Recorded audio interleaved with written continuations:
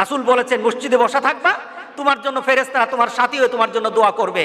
ঠিক ওই ফেরেশতাগুলি মৃত্যুর মুহূর্তে আপনার সামনে চলে আসবে। আপনি কারোর জন্য দুনিয়ার চিন্তা করে তাকে মর্যাদার চিন্তা করলেন, আখিরাতের ব্যাপারে চিন্তা করলেন না, আপনার কাছে ফেরেশতা থাকবে না।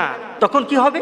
ফেরেশতারা বলবে তুমি মৃত্যু পথযাত্রী, তোমার চোখ ছানা বড় হয়ে গেছে, তোমার হাতে শক্তি ছিল, শক্তি কমে গেছে, আর নড়ে না হাতটা, তোমার মুখে আওয়াজ ছিল, এখন আর আওয়াজ বের হয় না, তুমি ভয় পেয়ে গেছো না, এখন আর কেউই তোমার সাথে নাই, তোমার বাবা নাই, তোমার মা নাই, তোমার বন্ধু বান্ধব আত্মীয় স্বজন তোমার কাছে এখন আর কেউই নাই।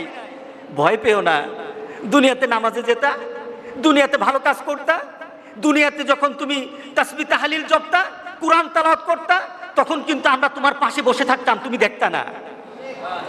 এখন তোমাকে কেউ দেখে না, কিন্তু আমরা কিন্তু এখন তোমাকেও দেখি, তুমিও আমাকে দেখো।